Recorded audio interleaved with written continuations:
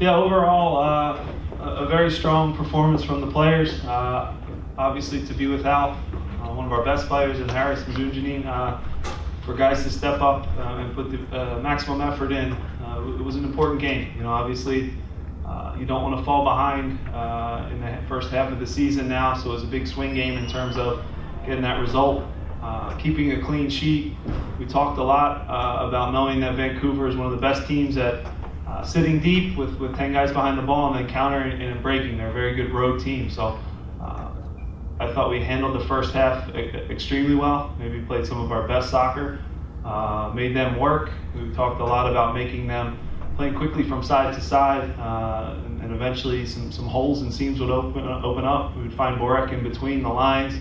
I thought we executed that part of things very good, so the players deserve all the credit. Again, keeping a clean sheet is something important. Dre didn't have to face a shot on goal today, so that means guys were really doing their job. We created 25 shots, so happy to kind of break out a little bit and get 4 goals. You know, I think you could go through each individual guy. Ray Gaddis is playing very well right now at a high level, and again, never gets mentioned, but I will single him out. Overall, though, very good team performance from everybody.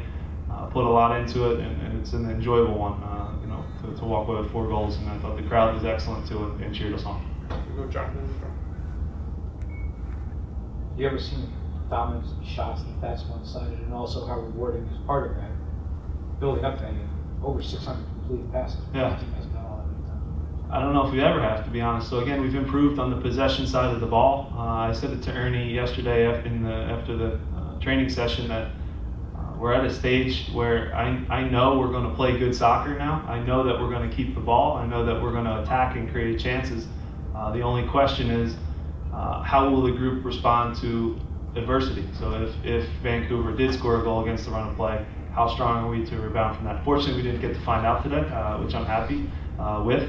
But in terms of, you know, a dominant performance in the first half, when Kai Kamara is defending inside their 18-yard box with Alphonso Davies, that's the best defense we can have, is to be good with the ball, make them chase us. And I thought that we did that on the night. I think we deserved the 3 points.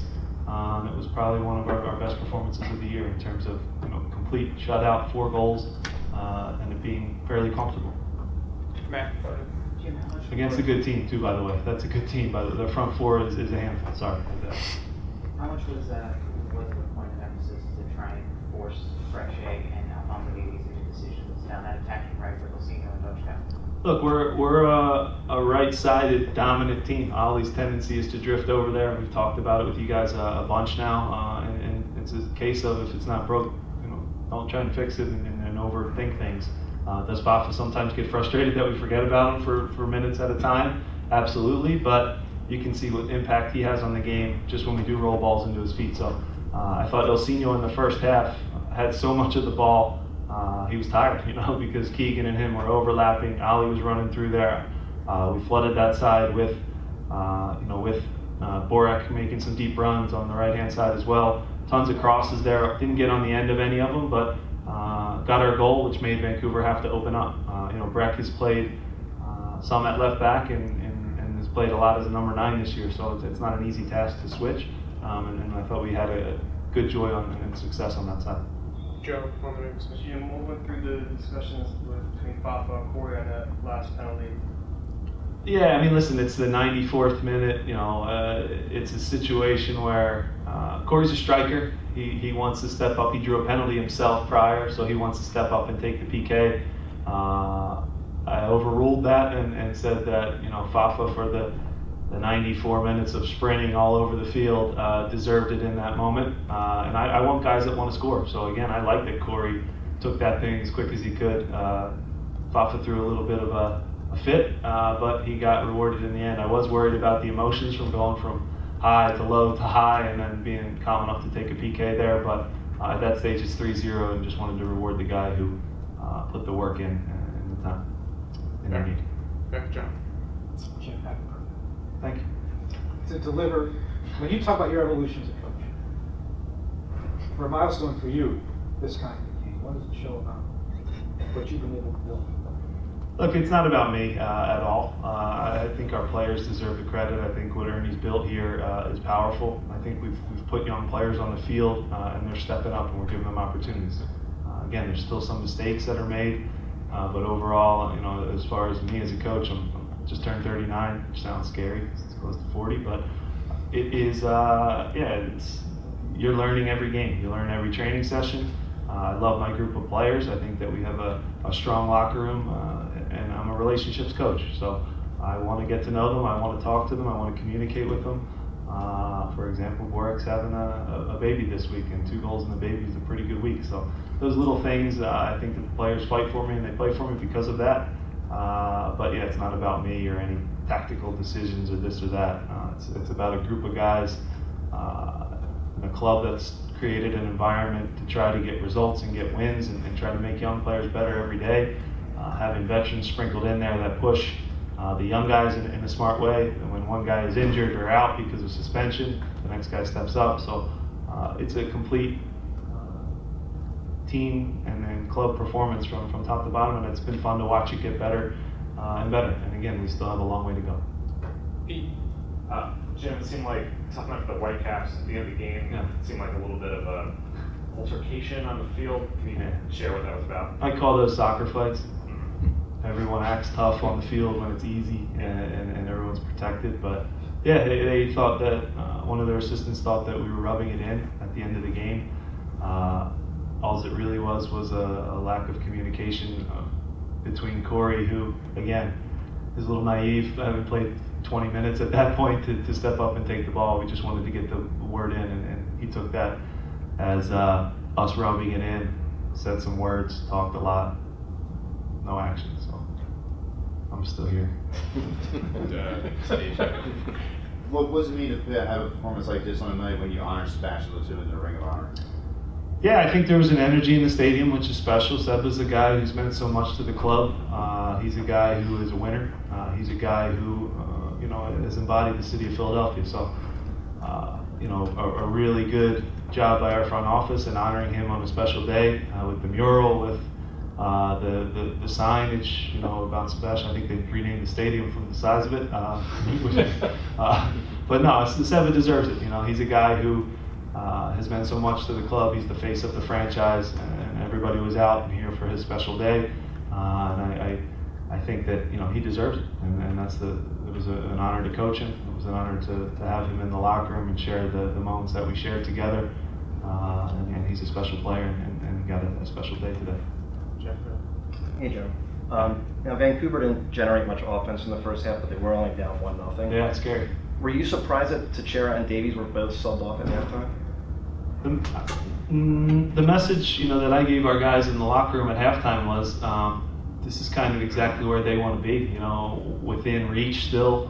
We didn't kill off the game in the first half. At 1-0 with the talent they have in Kamara and Davies, Teixeira, with those guys, they can make a play. Jordy Reyna as well. They're a dangerous front four. You read about them all week leading into this game. I think our players read about it as well and stepped up in a big way. So anytime you can limit a group that's that talented and not give up a shot on goal, that means guys are doing their job. And credit to Andre too for organizing a young back line in front of him. His communication has gotten so much better, and he's growing as a goalkeeper. So overall, I can't speak for the subs or why or what. That's up to Carl. But I thought that our guys did a good job controlling their key guys. The kid Davies is fun to watch as any player I've seen. You watch him on tape and it just jumps off the page, and he has the talent to go to the highest level. So we respect that group a great deal. But on the night we had a good day. Jonathan, Adam, and Ryan Nicholas. Do you teach penalty kick form practice?